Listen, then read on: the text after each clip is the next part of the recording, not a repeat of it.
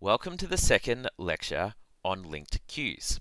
So far we've done an introduction to linked queues and we've looked at the append method. So in this lecture we're going to explore the serve operation and see what that's all about. Let's get started. So firstly let's look at the array implementation of a queue. So I guess the first thing is we need to check if it's empty. If we try to serve an element off an empty queue, it should raise an error because we can't serve an item off an empty queue. Otherwise, we've got to remember the item we wish to return. We need to increase our front, so that would be, we've got a counter that represents the front of the queue, so that would be increased. And also we need to return the item. In a linked list implementation, it's pretty much identical again, except instead of just updating the counter, what we're going to do now is we're going to actually move our front reference. So rather than referring to the old front, we're actually going to move it to the new front. So we'll see how that looks in a picture. Let's have a look. So let's have a look at the serve algorithm. So we want to remember the item just as normal. Again, this is just the item, not the entire node.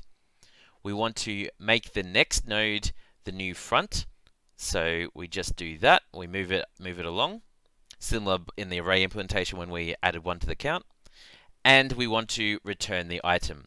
So pretty straightforward. However, does this algorithm always work? Remember when we looked at the append operation, we had issues when we were dealing with an empty queue. I think we'll find something similar when we're looking at the serve operation. So, if the queue becomes empty, we end up in a possible dangerous configuration. And what we should do is anytime it becomes empty, we should really match the invariant to say that, hey, both our front and rear should really be pointing to none. So better to set the rear to none, just to make sure that it is cleaned up correctly and both the front and rear are none if we've got an empty queue. Here we have the serve implementation. So let's have a look at it. So we know for the serve method we need to return an item of type T. So first we need to check, is the queue empty? Because if it's empty, obviously we can't serve from it. So here we are, we're going to grab the item, and remember we're about to move the front, so we need to make sure we save a copy of the item first. Then we can move the front, so we can move it to point at the next node in our queue. And here we're going to reduce the length by 1. We need to do this before we do our check, because remember in the isEmpty, we check if the length is equal to 0. If the length is 0, we need to do some more cleanup. Remember we said when the queue is empty, we need to make sure not only is the front none, but also the rear is none as well. So we need to do that cleanup as for the reasons that we explained before. So this is the additional bit that we do just to make sure that we clean up properly, and then we can return the item. Otherwise, we just do the same as we normally would if we have an empty queue and we try and serve from it, we've got to raise an error. Essentially, something went wrong and the queue is empty. We cannot serve from an empty queue. Alright, the complexity. Let's look at all these operations. IsEmpty is O1, and also all of these operations are also O1 as well, so therefore the overall complexity is still O1 for serve. And that's true for append, serve, whether you're looking at an array implementation or indeed that you're looking at a linked implementation. Okay, so let's look at a memory diagram just to picture what's happening here. In the first example, we're going to start with a queue that's non-empty, and we're just going to step through and see what happens. So in our queue, we have the values -3, 4, -8, and 14. So we've got 4 values, and you can see each node, as normal, has an item and a link. And here's our queue itself, where we've got our length, the front, and the rear of the queue. So let's step through it. So we set the self to point at our queue object itself, as normal.